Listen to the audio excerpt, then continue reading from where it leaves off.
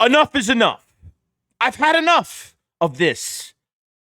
This team is looking like the biggest joke in the NFL between players' attitudes, coaching, culture, and other aspects. I've procrastinated enough after this game, after beating the Browns by 4 points. And we're talking about Nick Sirianni today and really everything wrong and why this man should be fired, off this team, done with. I've been done since a week or two ago. I've been done for a while. And we're going to talk about everything. So let's get straight into all of the Nick Sirianni BS news. A killer buried, but not dead. Darren, we better turn around. Because I've seen enough horror movies to know any weirdo wearing a mask is never friendly.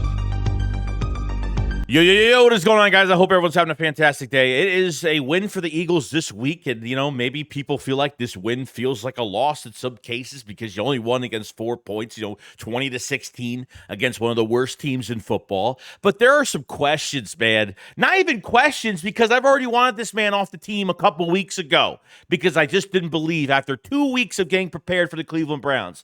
And this is what you put out. This is the product you put on the field. You have people paying hundreds of dollars to go to these games, and this is what you put out there. And trust me, it wouldn't go past me that the front office is in supportive of this, and if that's the case, it's really going to be a big problem. But what I could really say is Nick Sirianni going into this game, we're not even talking about the play calling. We know how the play calling went. We talked about that yesterday, so check out my other video from yesterday on the game itself. Okay, we're talking about there's a character issue here. There's a issue with Nick where I don't think he's believable. Every news outlet after this game has talked about it. Every news outlet, major news outlets are thinking this man is the biggest fucking clown that should not even be in charge of a football team at all. And I think Nick Sirianni is finally looking weaker, and he's looking like he's defeated. Like things are bothering him. He gets really defensive now. It all really showing. I think really like at the end of the game where he was heckling fans in the stands saying, from what I heard, this is what he said to the crowd. He said, quote unquote, I don't hear you booing now. I don't hear you booing now. 4 points against the... Seriously. You're flexing a 4-point win over the Cleveland Browns. It's just, things just add up so weird. Nick Sirianni shows up to the field. He's got a bald head. He buzzed his hair. And then, I don't know, he's doing some weird things. I don't know. At the end of the game, this is what you do. Apparently from the players, they wanted Nick to be more animated. But you have the balls to talk shit to the fans that were probably talking shit the whole game, because there was fire Nick Sirianni chants all through the link the other day, a couple days ago. Okay? And you have the balls to stop Jalen Carter in the Superdome, not even being violent, but just trolling the Saints. And if Jalen Carter is locked in and he's playing at a high level, and this is how he acts, he's been acting like this since Georgia. I've seen him do it a million times. Let him do that. It was so entertaining, and it was so great because, you know what? It was a dirty-ass game. But Nick starts doing this shit, starts flaunting and doing this, and he's got the balls to stop Jalen Carter from acting like that. And now because the player says he's allowed to do it, that he's just going to do it now at his own stadium to his own fans. That makes you look really good, Nick. Makes you look fantastic. Not even just that, okay? The post-game press conference, which I think was one of my favorite things that happened in this, because he had his kids with him, which at my opinion of the whole situation, you have your kids there to shield you from the questions, the tough questions that the media is going to ask you. Everyone thinks that he literally brought his kids there so he wouldn't get a lot of shit for this horrible win that they had the other day, which I think is really bogus. I mean, Nick really just went over the same PR bullshit words over and over again, but this is what he had to say. He said, y'all are making a big deal about it. We get it. You guys have a job to do, and you're going to fixate on one thing. We got it. The one thing that we're fixating on is the play calling and why the first quarter's still scoreless at this point. We're still scoreless in the first quarter. The adjustments are not made. Who is calling the first quarter plays? I mean, it seems like the first half and second half are totally different. Seems like at the end of the second quarter, when we finally had Devontae Smith on a crosser route, a mesh concept, middle of the field, we got a first down. We actually had a receiver cross middle of the field for the first time in the second quarter, scored on that same play in the, fourth quarter, third quarter, something like that, in the second half in general. But Nick was just repeating himself with the most PR statements over and over again. And he says, I promise we're going to fix this. We're going to fix this. I mean, it's week fucking 6, man. It's going to be week 7. It's going to be week 7. And this shit is not fixed yet. You know what I mean? So what is Howie Roseman and Jeffrey Lurie thinking watching this man from how he's been acting? I mean, he even talked about, we don't necessarily like when we get booed. What? You've been a head coach here since 2021. You know this fan base. Well, you don't play up to par because you win against 4 points in Cleveland. I mean, at least from Nick's standpoint, he probably should have said we should have scored a lot more on this team. I think the fans really expected us to score a lot more on this team, and that's what we probably should have done. That's my fault. It's my fault. Probably should have said that. I don't know, something like that in that faction. He can win by 4 points against one of the worst teams and act like nothing's wrong. And if he thinks really nothing is wrong and that the media is not fixating on one thing, the one thing they're fixating on is him. But the media in general, besides Seth Joyner and that crew on the post games, I think all these media guys, why aren't they asking tougher questions? Why aren't they asking tougher questions every single week? Like, how many plays do you call per game? What's the percentage you do taking over this offense? I mean, look, it went from he's not taking over, he's taking a step back, then he joins with Kellen Moore, then he's taking a step back, and then finally now, beginning of the season, and throughout the last 5 weeks, now he figured it out. Now we know that Nick Sirianni is taking over play calling here and there. Not just fourth downs, but here's other news that we heard of on top of that, because I think Nick is a coward for bringing his kids at the press conference. Can't stand that. I think that was totally just he knew he was going to get shit regardless after this shitty win that they had. Okay, this isn't against Jalen Hurts or any of the players or anything. This is on him because his attitude just sucks. And he's becoming one of the most corny, unmotivated coaches I have ever seen. And now he's getting so defensive and saying, oh, once you hear a coach or a player said, we shouldn't get booed, I don't want to get booed, then you know what? Then get the fuck out of Philadelphia. Seriously. You can't handle that. Then I don't know what to say, bro. I don't know what to say. When he first was the head coach for this team, he seemed like he was a real tough coach. He was a likable guy, very tough coach. Said some corny things at times, but the players really believed in his culture and what he brings to this team. He is a culture setter for this franchise, not a game planner, not an offensive coordinator. He's a culture setter, and that seems to be failing because there's way too many fat cats on this team that will sit here, make millions of dollars, and not care what happens later on. As long as I'm here, whether the ship sinks or not, because to be honest with you, this will be into another video, but I think the defense played better without Slay. I think when you have more of those young guys in there, you look at Keely Ringo with that big hit on the sideline, shit like that, making a statement, players making statements, players not playing soft. Under this guy, under this head coach, we're going to be playing soft every freaking game. And that's just how it is. And it's turning the mindsets of players that it's okay to be this soft in game. The conversations that are going on are ridiculous. So Nick brings his kids to this post-game press conference to kind of shield him so they really can't get into him and piss him off and ask him, down questions. Why is it the media, Jeff McClain and some of these other guys, why aren't they asking him the more tougher questions? Is still, I don't know. To me, it's just really weird right now. And I really don't like that. So I thought that was really weird. Oh, and then here we go. This is the one that really, really ticked me off. This is the top of the cake, cherry on top. This is what really pissed me off, that we're in more trouble than we expect. From Brandon Lee Gowan says, Nick Sirianni said he made the 3rd and 1 call where Jalen Hurts got sacked right before the Eagles field goal that got blocked. We all know that. That's not the part I'm talking about. We all know that, 3rd and 1, Saquon Barkley, 2nd and 1, big Saquon Barkley doesn't cross the line. He dump off pass to Saquon Barkley, doesn't cross the line.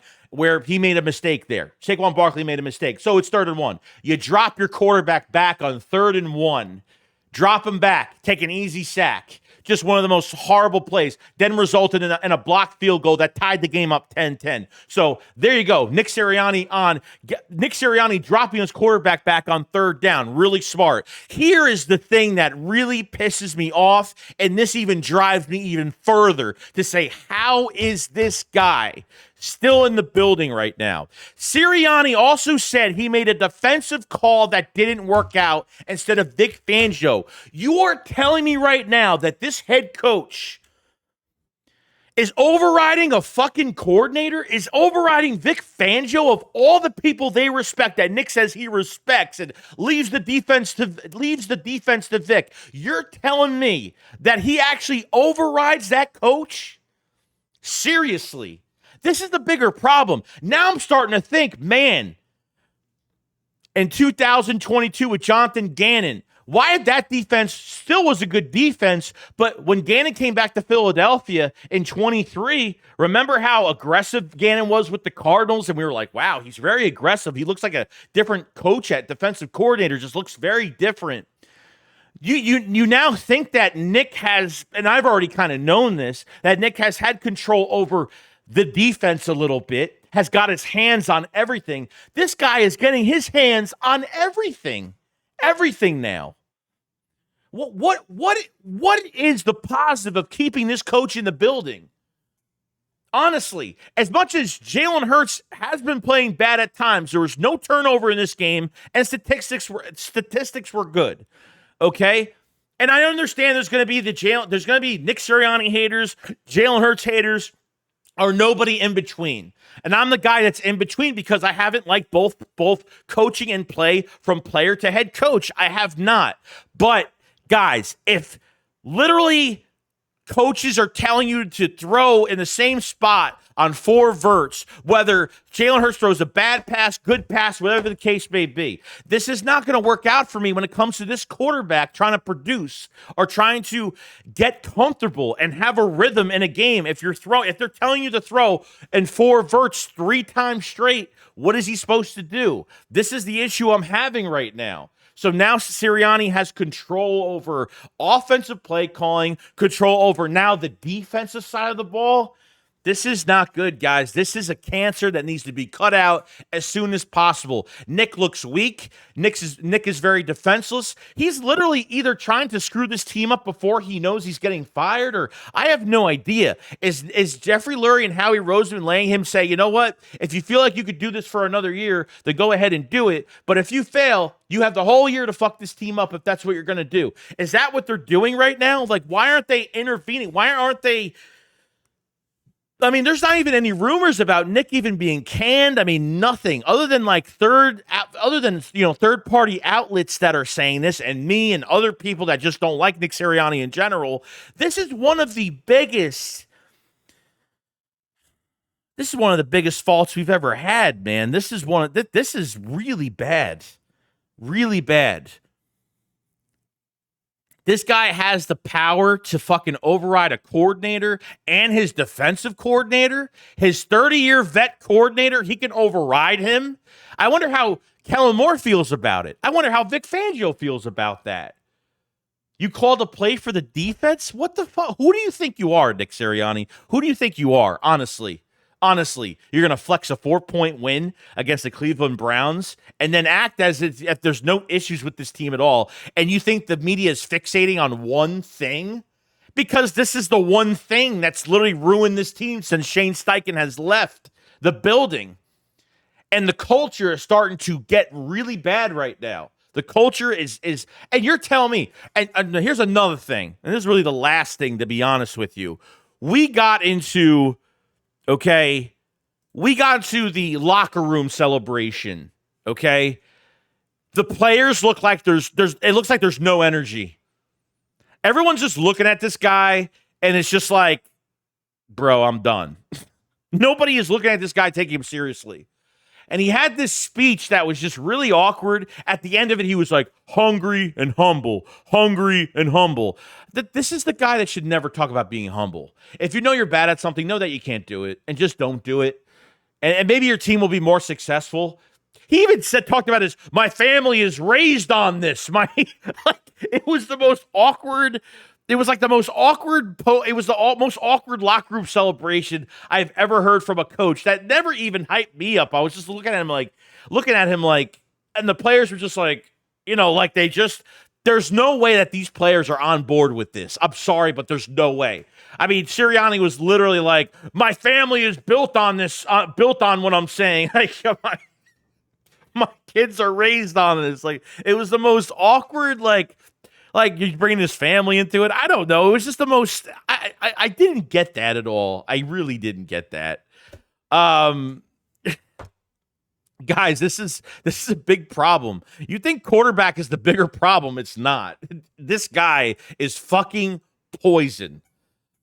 He has his hands on way too much. More than he's ever had.